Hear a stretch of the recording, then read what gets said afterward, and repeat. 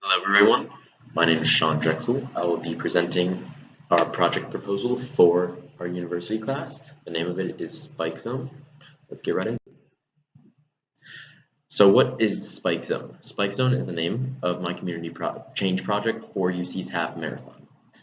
Spike Zone will be a designated area on UC's lawn where outdoor volleyball nets will be set up for people to participate in, spreading the fun of volleyball in the Charleston area and incorporating locals along with campus goers in an enjoyable hands-on environment. So my purpose in this is just to get everyone involved, whether it's a person who has lived here all their life for 40 years now, or it's a person like me who's been here for 4 months now. I just really want to integrate the community with new people, and so everyone can just really come together and uh, become a unit. So, what is the purpose? It is meant to be an all-inclusive environment where you're able to gain exercise as well as knowledge about the sport that many people aren't exposed to, especially in the area of West Virginia. There are very few club volleyball teams in West Virginia, and there are zero club volleyball teams in West Virginia for boys volleyball, specifically what I play. Through this proposal, I'll be able to have local volleyball teams, like the club team ran by our head women's coach, advertise their programs to potentially recruit new players, spreading the game of volleyball across West Virginia. So our women's volleyball coach uh, is a head of a club volleyball team here in West Virginia, and so she has a lot of her team's practices ran through the University of Charleston. So through this, she can spread the name. She could spread her her mission, her goals in coaching volleyball through my proposal, as well as other club teams around the area. And so what I want to do is I want to set up tents with flyers describing a bit of background about the game and its progression to eventually today. So just a little bit of background, like when did the game start, how many people used to play it and how many people play it now. Just very generic information just to kind of get people integrated and associated with the sport and what it's all about, why I like it so much, why other people that I know like it so much. Uh, One of the examples is volleyball is the #1 sport played for girls under the age of 18 in the U.S. 9.1 million participants for for girls volleyball, 6.8 million for girls soccer, and 6.5 million for girls basketball. That is a huge drop off from girls volleyball to girls soccer. So there's a huge market for girls volleyball.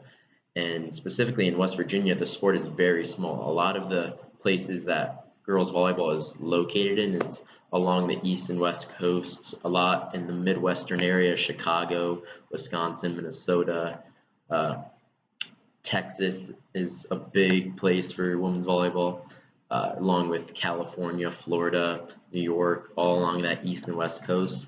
That's where people play. And so I really want to get it started in West Virginia. That's where I'm planning on being and planning on staying for a long time. So I want to make it happen. How would this be accomplished? Volleyball nets would be needed to be purchased, as well as balls and the proper tools, for example, a sledgehammer, to aid in setting the nets up. We will also purchase tents for the information booths, along with the creation of information for the information for the flyers. Uh, the flyers would have a brief rundown of the history of volleyball on them, for example, when the sport began, when it was first included in the Olympics, things along that nature. Also, it would include information for the travel teams that I was talking about to help the game's popularity spread not only in West Virginia, but hopefully to states surrounding it. So it would just be very popular and we can include everyone and spread the knowledge of the game that I love.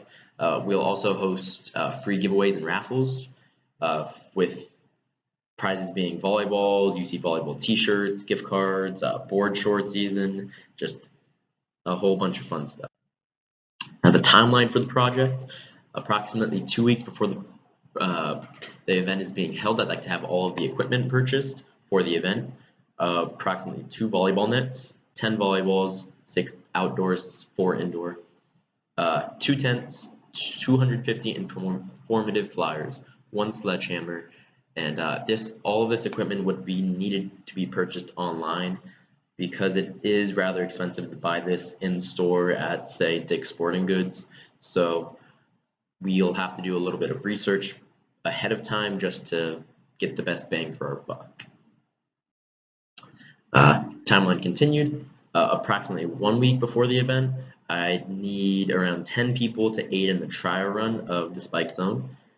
We would go out to the UC's lawn and set up both nets, tents, set up all the flyers, and learn how to set up everything quickly and efficiently so that everything will be able to run smoothly come the time of the event on April 7th.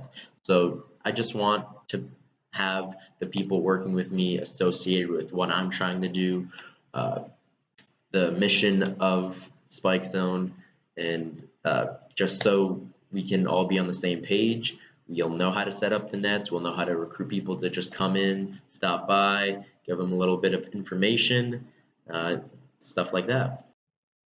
Goals. The goal of our event will be to integrate the local student and faculty population with the locals of Charleston in an enjoyable environment where we can spread the sport of volleyball around West Virginia, like I stated earlier.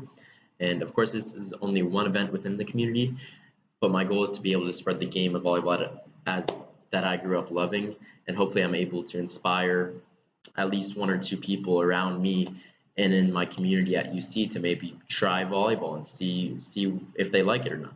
If I can persuade or influence 1 or 2 people to just try it, and maybe they'll learn to love it. So that's that. And thank you very much, guys. My name is Sean Drexl. I hope you have a great day.